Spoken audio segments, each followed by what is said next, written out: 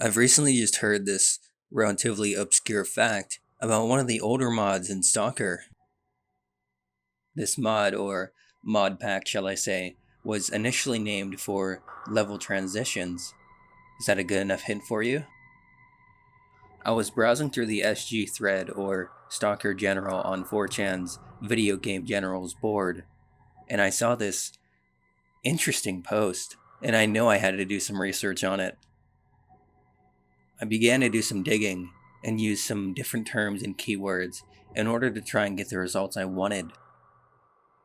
In English, I use things like NLC shop, NLC donation, NLC Bitcoin, and other terms, but nothing came up. I had to switch to Russian and typed in the same thing, and I found a link to a website that goes into more detail. After scrolling through the comments, there's instructions about mining. It even talks about wallets and terminals. Anyway, this website on nlc-zone.ru says, spoiler, the store is closed forever, so welcome, a solution for those who want to save time on earning game items at the expense of real money. All who need a true balance of the mod, please do not waste your time reading in Hall of Ours. Continue playing as before. First, some important notes. Despite the use of the terms store, order, and sale, I, or the NLC team, do not derive any commercial benefit from the enterprise and do not plan to in the future. All the money that you decide to spend will have to be sent to charitable funds using the Bitcoin system. As a thank you for your good deed, the store will send you a game archive DLC_pack.xdb0 by email, which will be compatible only with your profile, player.dat. You won't be able to transfer packs to other players. Since packs allow to slightly ease the game balance, they will work only on the beginner and stalker difficulty levels. It is assumed that those who have chosen a higher difficulty level do not at all strive to ease the game balance. The store requires a very precise payment of the amount, so it is better to send funds from your wallet and not through the exchanger's site. I recommend installing light wallets such as Multibit Classic and buying coins with your address. You can register an online wallet on the blockchain.info servers quite quickly, then you will not need to install any programs. In the online wallet, you can also configure currency display options. Real prices in rubles are exactly 1,000 times less than game prices. The most expensive items are by no means the best and most useful, as in life, by the way. Exoskeletons are not recommended for purchase. They usually have wildware even without receiving hits. And maybe this is a bug, but they do not feel particularly durable. Bandit cloaks win against them in points. It is not recommended to mine bitcoins directly with a video card. It is too long and expensive. Mining some altcoins, forks, can be profitable, and then you can exchange them for bitcoins. Be careful when paying with the Electrum program. It offers MBTC denomination, 1/1000th of a bitcoin by default, while the site offers to pay in Bitcoin. The latest scripts require a minimum engine change of 6171. The list will be updated as feedback is received from the first users of the store. There's even instructions of, more like how to pay. There's links. There's everything. The message signs off saying, sincerely, Administrator Darkstalker.ru, Petrov Alexander. Looking further, all of these posts were from 2016, which is really interesting. So this all happened quite a while ago.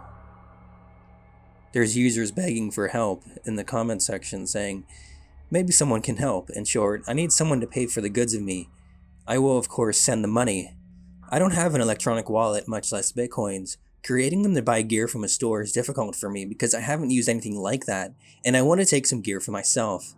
I'm ready to transfer the money first, in a way convenient for you, preferably via a Kiwi terminal. I'm sending you the money first for the gear I took, and you'll get more than 100 rubles for your help. Please. Send me suggestions in PM. I wouldn't have found this gem if I wasn't browsing Stalker General. Usually, I don't really like to waste my time going through 4chan's posts, but sometimes you will find some gold mines like this. I had no idea this was even a thing. A user posted quite recently Why is GSC demanding mods add links to the OG trilogy now after all this time? Wasn't the whole joke of the community that GSC didn't even get money from Stalker sales anymore, and the entirety went to whatever publisher/site that was hosting it? This is a newer thing that they have, which is why Anomaly updated 1.5.3 and includes a link on the main menu page. Of course, thanks to GSC being as generous as they have been, they naturally want the community to know, hey, you know what? You see all these free play standalone mods, some of which don't even need you to have played the original games like Call of Chernobyl did with Call of Pripyat. Well, we want you to know that these games are what this came from. We want links. We want representation, basically. 2 users responded to this post saying, gee, I wonder if it has anything to do with free play mods, including game assets in themselves, while being standalone and launchable without owning a single game in the series, the rights owners being active again, and million view eCeleb videos advertising the fact you can basically pirate Stalker assets to play some wannabe extraction shooter slop. The second poster says, wasn't the whole joke of the community that GSC didn't even get money from Stalker sales anymore, and the entirety of it went to whatever publisher/site was hosting it? No. What fever dream did you find that in? Where/when did Stalker become not their GSC's IP anymore? Yeah, it's definitely absurd, he replies, but I get why people would think so. GSC really didn't give a damn about copyright back then. I mean, some modders were going so far as to set up an online shop where you could buy in-game items for real money to lighten their mod's bullshit difficulty, and no one gave a fuck even when people tried to report it to the company. Yeah, they continue. Early days NLC devs did that, and I thought it was the scummiest shit ever. I've hated them ever since. I thought it was quite hilarious, both the idea of selling digital diet sausages and Makarov rounds for bitcoins, and seeing how some people were actually dumb enough to buy stuff there. NLC really was something else, wasn't it? There were hardcore mods out there, but NLC took it to a whole new level where the hardcore began even before starting the game.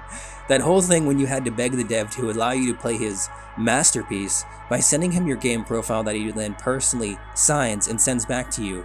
And without all of this, it was impossible to go beyond Cordon. And that profile was also tied to UPC specs, so if you changed anything with your hardware, your game would straight up break.